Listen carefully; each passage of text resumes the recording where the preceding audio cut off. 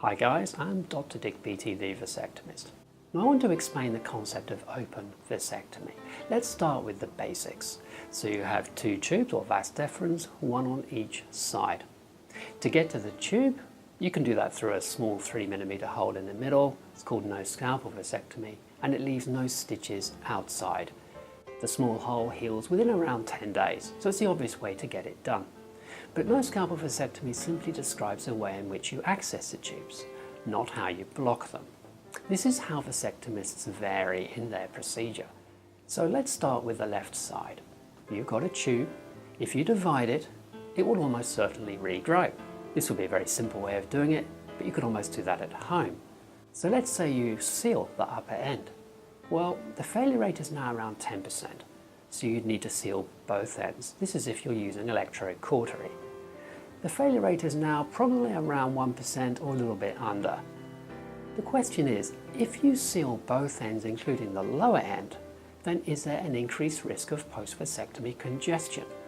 In other words, in theory, the sperm, the swimmers, build up and they have nowhere to go and cause congestion discomfort afterwards. Now, many of the world's leading vasectomy experts, certainly from the United States, from their own research and experience, do believe that sealing both ends does increase the risk of post-vasectomy discomfort. As we said, you can't just seal the upper end, well, there's a 10% failure rate. So you've got to do something really special with the upper end to stop the two from regrowing. This is called fascial interposition. Let's get out the whiteboard. Everything here is enlarged, which is why I wear surgical loupes. Let's draw a loop of tube or vas coming through a small hole in the skin.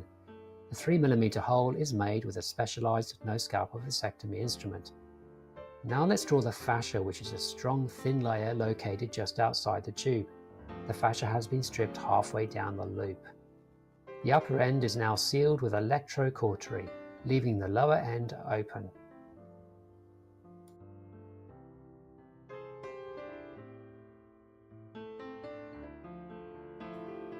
The upper end refers to the tube nearest to groin, whereas the lower end refers to the tube nearest to testicle. The tube has a natural tension in it, so when you go through it, the two ends separate by around 2 to 3 centimeters.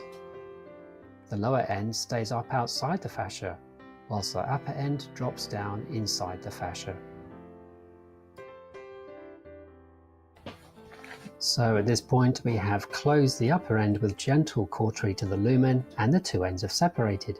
The issue is that they can rejoin, and this risk is greatly reduced by the use of fascial interposition, where the upper end is tucked inside the fascia and trapped there with a titanium clip or suture. The other benefit of fascial interposition is that the lower end can now be left open.